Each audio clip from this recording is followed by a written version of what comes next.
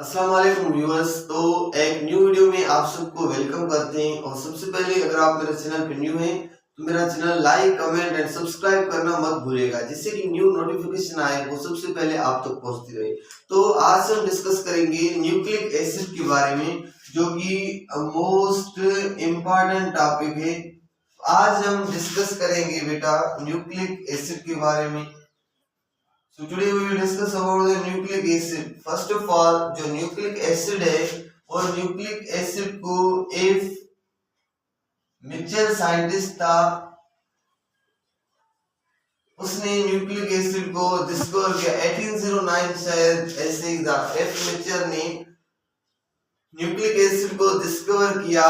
First of all nucleic acid को first discover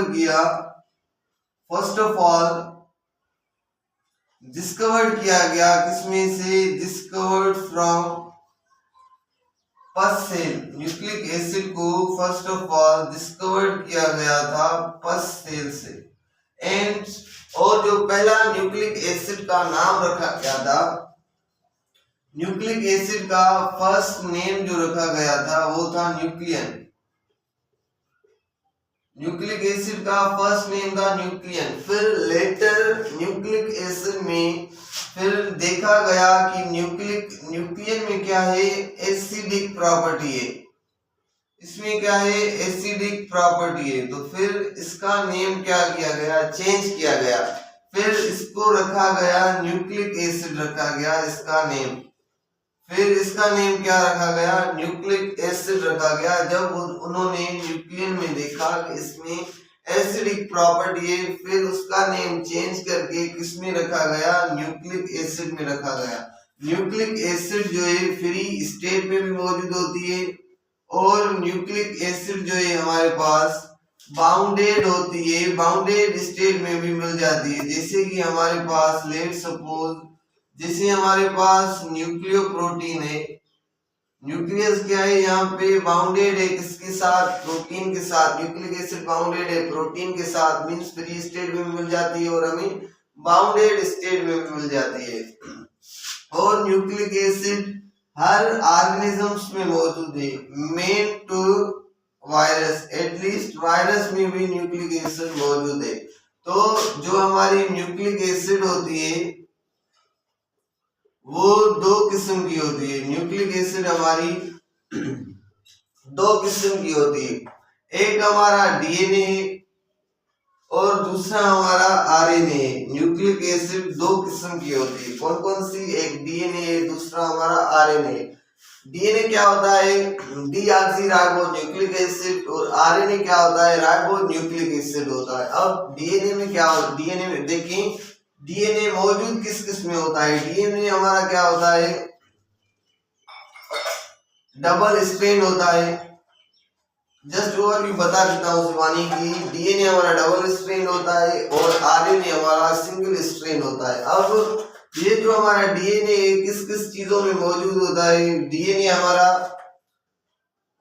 हमारा nuclei में मौजूद होता है।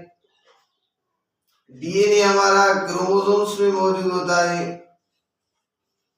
और डीएनए माइटोकॉन्ड्रिया में मौजूद होता है और डीएनए माइटोकॉन्ड्रिया में भी मौजूद होता है और क्लोरोप्लास्ट में भी मौजूद होता है। तो मैंने नेक्स्ट वीडियो में बताया था क्लोरोप्लास्ट में सर्कुलर डीएनए होता है और माइटोकॉन्ड्रिया में भी सर्कुलर डीएनए होता है।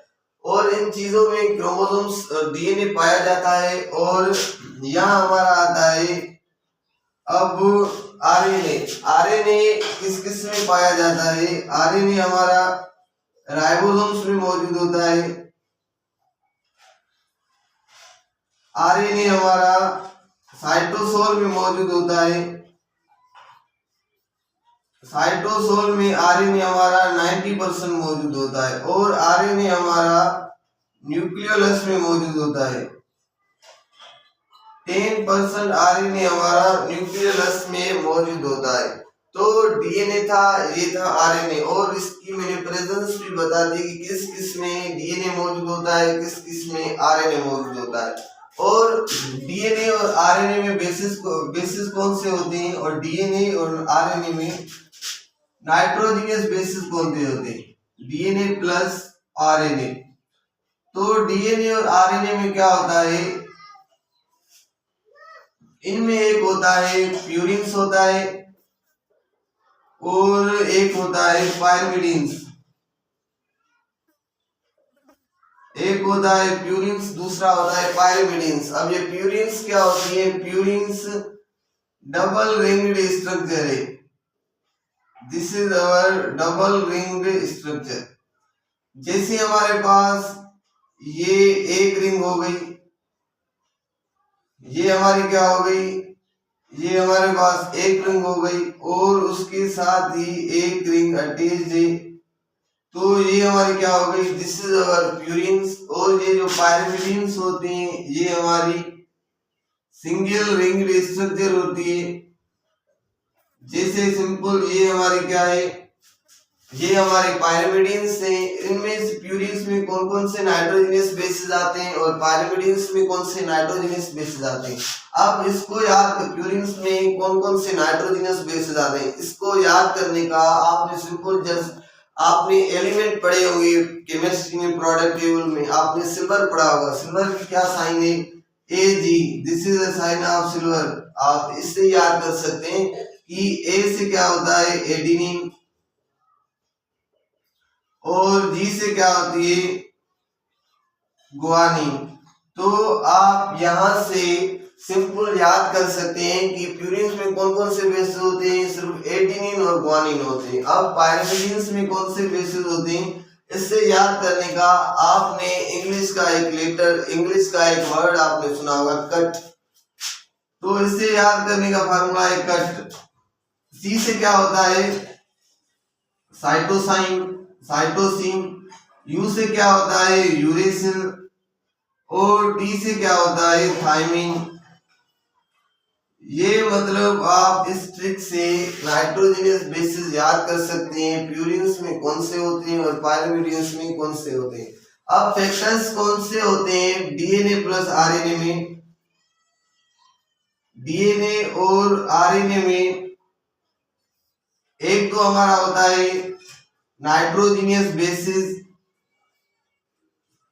एक तो हमारा क्या होता है नाइट्रोजनियस बेसिस होते हैं, और दूसरा हमारे पास शुगर होती है।